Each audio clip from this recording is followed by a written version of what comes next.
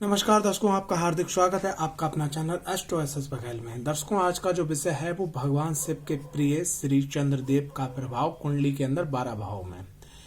चंद्रदेव का मुख्यतः जो प्रभाव होता है वो माँ, चांदी, मन, शांति, एकाग्रता, दूध, पानी, साधना में सफलता, चावल, मोती, मानसिक ऊर्जा आदि के क्षेत्रों में इनका बहुत बड़ा योगदान होता है। इनके आशीर्वाद के बिना व्यक्ति जीवन के अंदर सफल नहीं हो सकता। अगर सरल शब्दों में कहा जाए कि दुनिया का अगर कोई मुझसे पूछे कि सबसे खतरनाक ग्रह कौन सा है, तो सबसे खतरनाक जो ग्रह है वो है शिव चंद्रदेव। क्योंकि चंद्रदेव का जो अधिपत्य होता है वो आपके मन पे होता है, और मन ही एक ऐसी गणना है कि जिससे आप अच्छा, बुरा, बहुत अच्छा, निगेटिव, सुसाइड, लड़ना, झगड़ना, करना, नहीं करना, ठीक है, किसी के प्रति मन में ईर्ष्या, प्रेम और देश भावना, कोई भी चीज है। यानी कि आज की डेट में 95% लोगों पर चंद्रमा का आधिपत्य है, और 95% लोगों का चंद्रमा पीड़ित रहता है किसी न किसी कारण से। और इसका एक साइंटिफिक रीजन भी है कि पूरी धरा पे, पूरी पृथ्वी पे 70% पानी है, और हमारी बॉडी में भी 70% लगभग पानी पाया जाता है। और पानी का सीधा संबंध किससे होता है? पानी का सीधा संबंध होता है चंद्रमा से। ठीक है, तो कहने का तात्पर्य यह है कि चंद्रमा जो है, अगर व्यक्ति अपनी कुंडली के अंदर सही कर लेता है तो उसकी 95% प्रॉब्लम सॉल्व, और 95% वो कामयाब हो चुका। कैसे? आओ चलते हैं चंद्रमा के बारे में बात करते हैं। देखो, चंद्रमा के बारे में सबसे पहले बात करें, चंद्रमा की जो महादशा अगर कुंडली में आती है वो 10 वर्ष की होती है। चंद्रमा वृश्चिक राशि में नीच के होते हैं और चंद्रमा वृषभ राशि में उच्च के होते हैं। उसके संग संग चंद्रमा 2.25 दिन के अंदर अपनी राशि परिवर्तन कर देते हैं। और चंद्रमा एक पाक जो होता है उनका, जैसे पूर्णमासी और अमावस्या, यानी कृष्ण पक्ष और शुक्ल पक्ष उनके पाक होते हैं। ठीक है, और बहुत जल्दी परिवर्तन ये करने वाले ग्रह होते हैं। अब बात करते हैं कि चंद्रदेव से हम किस प्रकार से लाभ ले सकते हैं। देखो, चंद्रदेव के संग में एक बात और विशेष है, चंद्रदेव जहां बैठते हैं वो उनकी चंद्र राशि बन जाती है, यानी कुंडली के अंदर वो चंद्र राशि हो जाती है। जैसे मान ली 1 नंबर में बैठे तो मेष राशि, 2 नंबर में बैठे तो वृषभ राशि, 3 नंबर पे मिथुन, 4 नंबर पे कर्क हो गई उनकी स्वयं की राशि, 5 नंबर पे सिंह, 6 नंबर पे कन्या, 7वें नंबर पे तुला, 8वें नंबर पे वृश्चिक, 9वें नंबर पे धनु, 10वें नंबर पे मकर, और 11वें नंबर पे कुंभ, और 12वें नंबर पे मीन।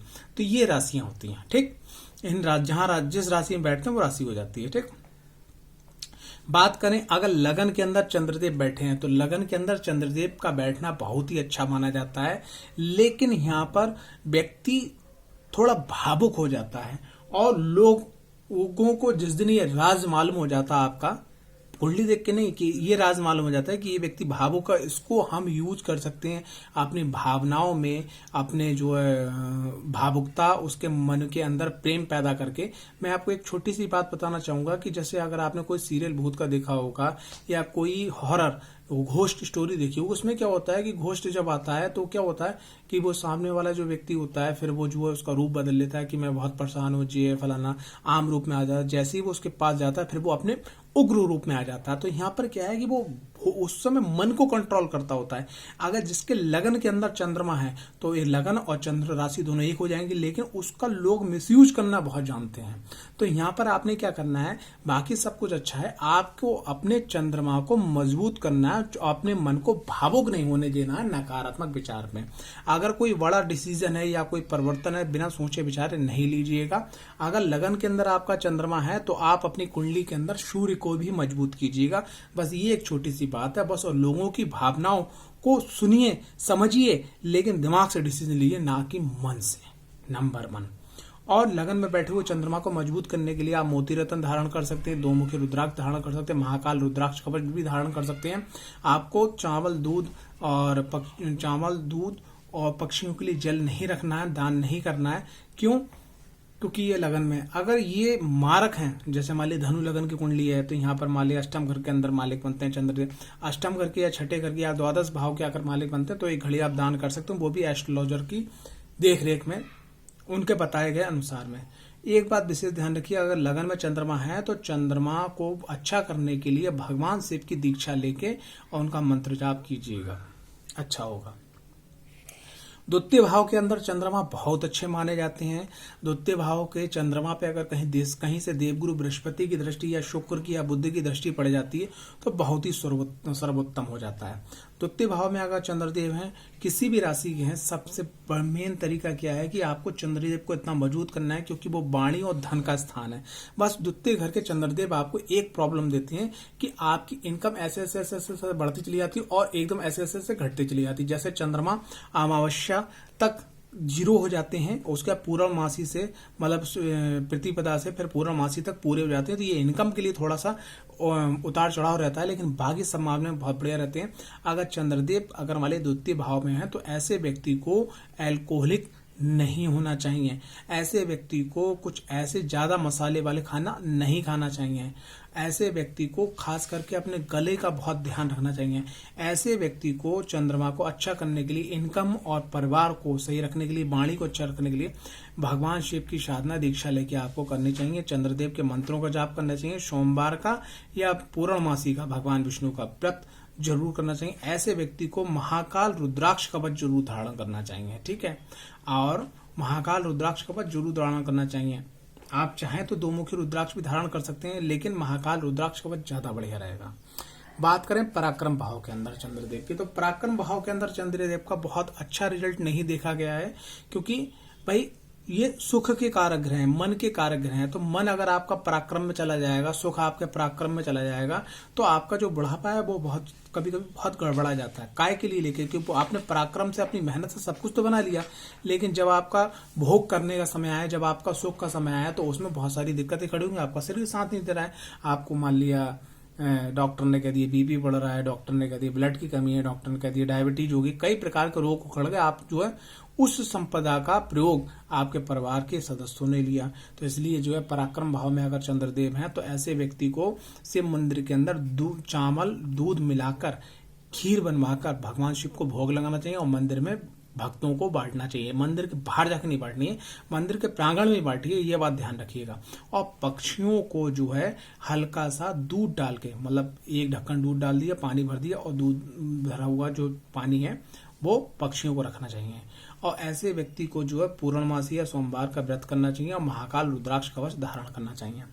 चौथे घर के अंदर अगर चंद्रदेव की बात करें तो 100 आउट 100 यहाँ पे अंक प्राप्त होते हैं, क्योंकि चौथे काल पुरुष की कुंडली के अनुसार चौथे भाव के अंदर जो है कर्क राशि आती है, और चौथे भाव में अगर चंद्रदेव है किसी भी राशि में, यहाँ तक कि वृश्चिक राशि में भी है, रिजल्ट इनका यहाँ पर काफी बेस्ट आता है। लेकिन अगर मित्र राशि में आ जाते हैं, स्व राशि में आ जाते हैं तो बहुत ही बढ़िया है।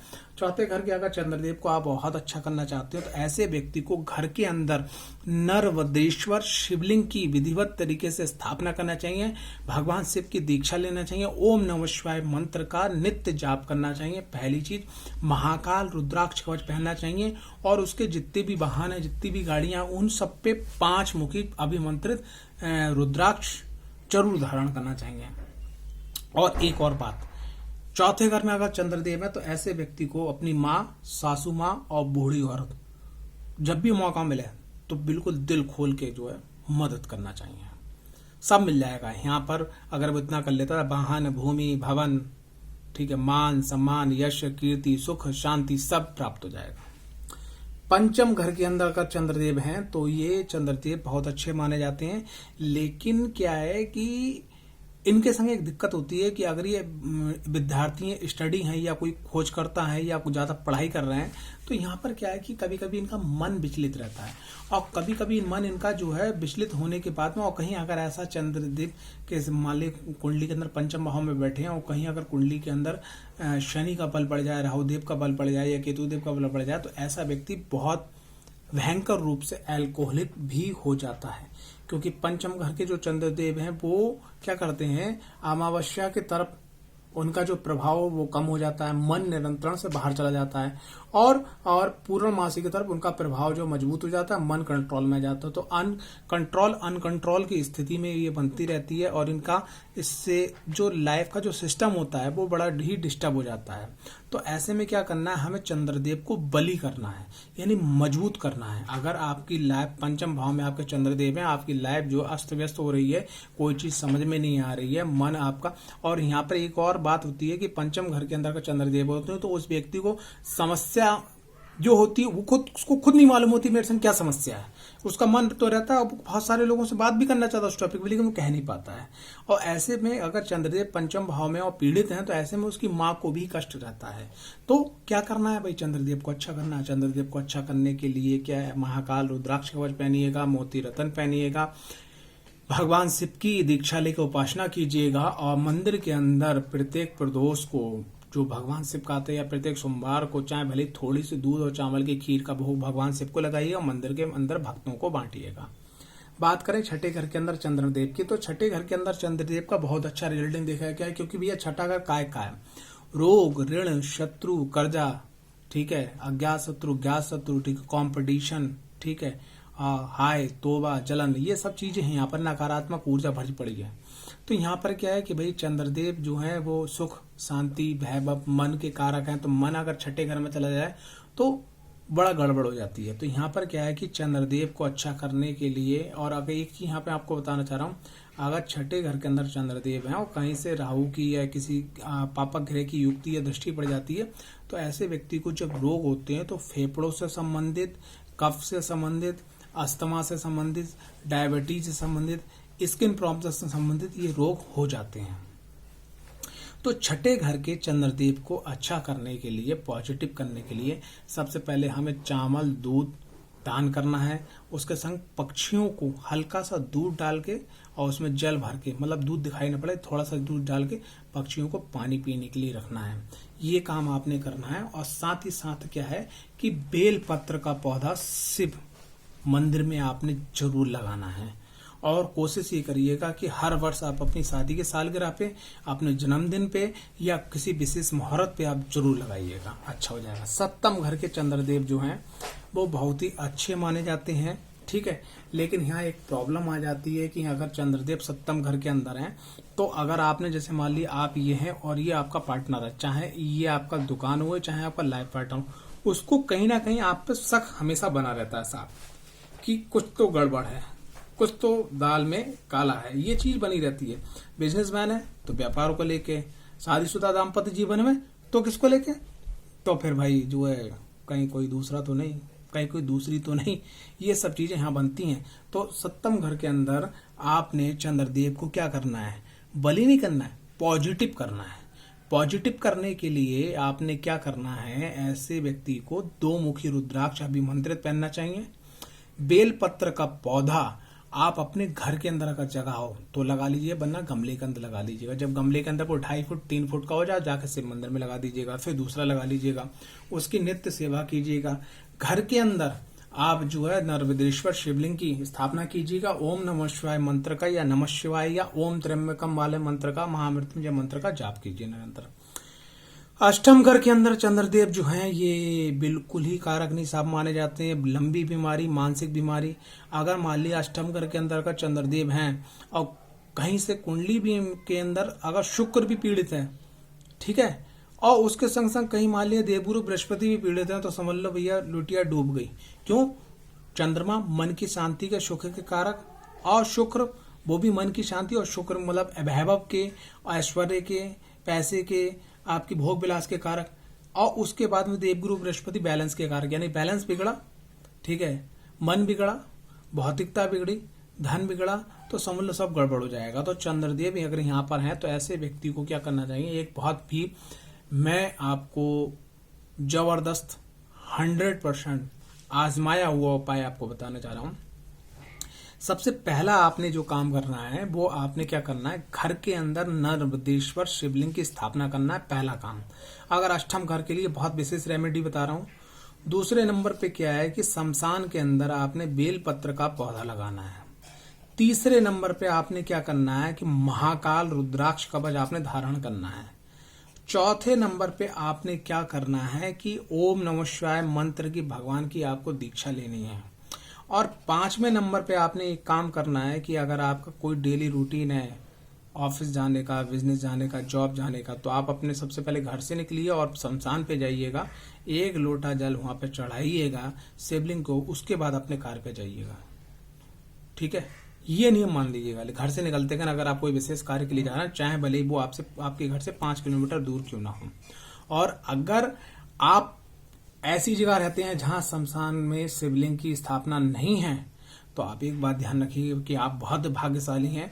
आप छठा काम कर दीजिएगा, भगवान शिव की शिवलिंग की विधिवत तरीके से स्थापना करवा दीजिएगा अपने आसपास के शमशान या मरघट पे, विधिवत तरीके से मंदिर बनवा दीजिएगा, तो बहुत ही बल्ले बल्ले हो जाएगी। ठीक है, सब कुछ अच्छा हो जाएगा। बात करें नवें भाव की, तो नवें भाव का जो चंद्रदेव होते हैं वो बहुत ही कारक होते हैं, चाहे किसी भी हो मारक अगर कुंडली में, तब भी भाव के लिए अच्छे होते हैं। बस भाव की वृद्धि में कमी थोड़ी ला जाती है। नवें भाव के अंदर अगर चंद्रदेव है तो मोती रत्न धारण कीजिए, महाकाल रुद्राक्ष कवच धारण कीजिएगा, और किसी मंदिर के अंदर खासकर शिव मंदिर में बेलपत्र का पौधा लगाइएगा। और ऐसे व्यक्ति को जो है पूर्णमासी का व्रत रखना चाहिए, भगवान शिव के मंत्रों का जाप करना चाहिए। सब अच्छा हो जाएगा। भाग वृद्धि, धन वृद्धि, मान वृद्धि, सम्मान वृद्धि, सुख वृद्धि, आध्यात्म वृद्धि, ये सब आपको प्राप्त होता है। उसके बाद में बात करें 10वें घर के अंदर का चंद्रदेव की, तो 10वें घर के अंदर जो चंद्रदेव होते हैं वो बहुत बढ़िया होते हैं। लेकिन यहाँ पर भैया 2 चीजें जो हैं बड़ा गड़बड़ होती हैं, जो मैं आपको बताना चाहूंगा। सबसे पहली चीज, जैसे आप पुरुष हैं और आपकी कुंडली के अंदर 10वें घर के अंदर चंद्रमा है, तो चंद्रमा की 7वीं दृष्टि वो आपके घर पे पड़ रही है। अब घर पे कौन है? आपकी माँ, आपकी बहन, आपकी वाइफ, यानी आपके परिवार के सदस्य। अब क्या है कि यहाँ पर अगर 10वें घर के अंदर चंद्रदेव हैं तो आप बीच में एक पर्दा डाल के रखिएगा। क्या बात का पर्दा? अगर आप पुरुष हैं तो अगर स्त्री आपके ऑफिस में काम करती है, आपके कलीग, आपकी जूनियर हैं, सीनियर हैं, तो अगर घर पे भी कॉल आए तो हट के बात करिए। पहली बात तो आप अपने स्टाफ से अपने मिलने जुलने करिए कि मैं घर पे हूँ तो कॉल मत कीजिएगा।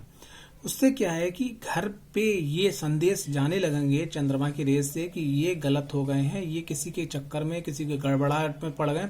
मन में शंका 100% पैदा होगी। पहली चीज, अगर पुरुष हैं तो घर पे स्त्री, अगर आप स्त्री हैं बाहर काम करें तो पुरुष के, तो ये बात बिल्कुल ध्यान रखिएगा। पहली कमी ये आती है।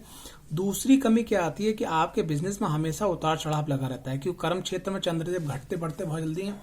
तो यहाँ पर आपने क्या करना है कि जो आप कमा रहे हैं, ठीक है, तो उसका कुछ प्रतिशत निकालिएगा और हर महीने शिव मंदिर में जाकर, ठीक है, शिव मंदिर में जाके अपनी हाथ से मरम्मत करवाइएगा। जैसे मरम्मत करवाने का तरीका क्या है? जैसे मान लिया सपोज दैट आपने 200 रुपए, 300 रुपए, 500 रुपए निकाले, आप गए शिव मंदिर के अंदर। शिव मंदिर के अंदर जाने के बाद में आपने एक दिन छुट्टी करी, वहां पे किसी स्वीपर को कहा कि भैया ये ले पैसे, तू ये सफाई कर डाल। ठीक, पहला काम आपको कर दिया। दूसरी चीज क्या है कि शिव मंदिर के अंदर आपने बेलपत्र के पौधे लगवा दिया, आपने घी ला के रख दिया, रोई ला के रख दी। ठीक है, और अगर कहीं आप विदेश में हो, 10वें घर के अंदर का चंद्रदेव है, तो आपने क्या करना है? पैसे इकट्ठे करना है। और जैसे 12 जो ज्योतिर्लिंग है, ठीक है, जैसे मान लिया ओमकारेश्वर है, ठीक है, और आपका महाकाल है, और आपका काशी विश्वनाथ है, केदारनाथ है, ठीक है, तो इनमें जो 12 ज्योतिर्लिंग है जिसमें आपकी श्रद्धा हो, वहां आप मंथली पैसा निकाल के भेजिएगा। ये दिक्कत। लेकिन एक बात ध्यान रखिए, 10वें घर के अंदर चंद्रमा, तो आपको बीच में पर्दी ढालनी होगी, यानी कि एक दीवार खड़ी करनी होगी कि कर्म स्थान और घर का स्थान, इन दोनों स्थानों में दूरी हमेशा बने। यहाँ तक कि अगर आप अपने घर पे कोई प्रोग्राम करते हैं, कोशिश कीजिएगा कि 10वें घर के लोग, यानी आपके कर्म क्षेत्र के लोग, जितनी दूरी रहे अच्छा है। उनकी पार्टी देना है तो कहीं होटल बजा का अलग दे दीजिएगा। ठीक है, वरना ये दिक्कत कब कितना बड़ा रूप ले ले साहब, मैं आपको बता नहीं सकता। 11वें घर के अंदर का चंद्रदेव है तो बल्ले बल्ले साहब, बहुत ही बढ़िया है। ऐसे व्यक्ति को अपनी माँ से बहुत सुख मिलता है। ठीक है, लेकिन यहाँ पर दष्ट विपरीत भी है। अगर आप माँ को सुख देंगे 10%, तो यहाँ आपको सुख मिलेगा 100%। माँ भले ही कितने विपक्ष में है। और अगर माँ नहीं है तो सासू माँ और माँ भी नहीं है तो बूढ़ी माताएं, उनको जरूर आप मौका मिले तो उनकी सेवा कीजिएगा, सब कुछ आपकी प्राप्त हो जाएगी। ऐसे व्यक्ति को भगवान शिव की आराधना तो भाई सबसे पहले स्टार्ट करना चाहिए। दूसरे नंबर पे क्या है? महाकाल रुद्राक्ष कवच पहनना चाहिए। और तीसरे नंबर पे क्या है कि जहां आपका ऑफिस है वहां पर गमले में बेलपत्र का पौधा जरूर लगाना चाहिए। जब वो 2.5 फुट 3 फुट का हो जाए तो मंदिर में जाकर लगवा देना चाहिए। 12वें घर के अंदर अगर चंद्रदेव की बात करें तो 12वें घर के अंदर चंद्रदेव जो मेरे गुरुओं के माध्यम से मुझे मिला है कि 12वें घर के अंदर चंद्रदेव रावण के थे। रामायण सुनी होगी आपने, रावण के 12वें घर के अंदर चंद्रदेव थे। तो 12वें घर के चंद्रदेव क्या है कि मन को अशांत और मन ना लगना, एक चीज हासिल होने के बाद दूसरी की तरफ दौड़ना, दूसरी की तरफ, तीसरी की तरफ दौड़ना, और रात में नींद उड़ जाना, ठीक है, गलत सपने आना, ठीक है, चोट लगने पे ब्लड ना मिलना, ब्लड में दिक्कत आना, शरीर में पानी की कमी होना, ठीक है, शरीर के अंदर खुश्की होना, ठीक है, एकदम शरीर के अंदर चमक खत्म होना, ये सब प्रॉब्लम लगी रहती है, ठीक है। ना चाहते हुए भी मन ना चाह रहा है तो दूसरे के केसों को निपटाते हुए अपने केस में फंस जाना, दूसरों को अस्पताल में जाके देखना और अपने आप बीमार पड़ जाना। तो ये कहीं ना कहीं है 12वें घर के चंद्रमा का सिंबल है। तो ऐसे व्यक्ति को क्या करना चाहिए कि अगर 12वें घर के अंदर अगर चंद्रदेव हैं तो यहाँ भैया सबसे पहले काम जो क्या, महाकाल रुद्राक्ष कवच पहने। दूसरे नंबर पे क्या है कि मोती रत्न कभी जानबूझ के भी ना पहने। और ऐसे व्यक्ति को बेल पत्र का पौधा भगवान नारायण के मंदिर में लगाना चाहिए, जहां भगवान नारायण के नाम से मंदिर हो और वहां शिवलिंग भी स्थापित हो, वहां लगाएं, बल्ले बल्ले हो जाएगी। ऐसे व्यक्ति को भगवान शिव का मंत्र जितना ज्यादा आप जाप कर सकें, मतलब लोग कहते हैं कि कुंडली के अंदर बहुत सारे स्थान है कि भाई पंचम घर से इष्ट देखा जाता है, आपकी जो श्रद्धा है। मैं ये कहता हूँ कि आपके जो इष्ट है उनकी अगर आप 2 माला करते हैं तो भगवान शिव की यहाँ पे आप 21 माला कीजिएगा, सब अच्छा हो जाएगा, वरना कब बिगड़ जाएगा पता भी नहीं चलेगा, ठीक है। और एक बात ध्यान रखिएगा, 12वें घर के अंदर जो चंद्रदेव हैं उनका सबसे पहला और आखिरी जो औजार है वो है धैर्य। आपको वेट करना सीखना होगा। जैसे किसी ने आपको गलत कहा, आप तुरंत जवाब मत दीजिए, थोड़ा रुकिए फिर बोलिए। आप डिसीजन लेना, थोड़ा रुकिए फिर बोलिए। आप कोई भी काम करना, थोड़ा रुकिए फिर बोलिए। आप अगर आपने 12वें घर के अंदर चंद्रदेव है और आपने वेट करना सीख लिया तो समझ लो, और भगवान शिव की आराधना कर ली, दबा के, क्या बोलते हैं, दीक्षा लेके, और महाकाल रुद्राक्ष कवच पहन लिया, तो ये मेरा आपसे, ये तिरक भाव है व्यय का, मेरा आपसे 100% नहीं 1000% दावा है कि आप अपनी लाइफ के अंदर जो चाहोगे वो हासिल कर लोगे। जाओ, ये आपसे मेरा वादा है। कुंडली विश्लेषण के लिए, आध्यात्मिक सवाल के लिए, वास्तु के लिए आप संपर्क कर सकते हैं। आपका अपना चैनल एस्ट्रो एसएस बघेल पे।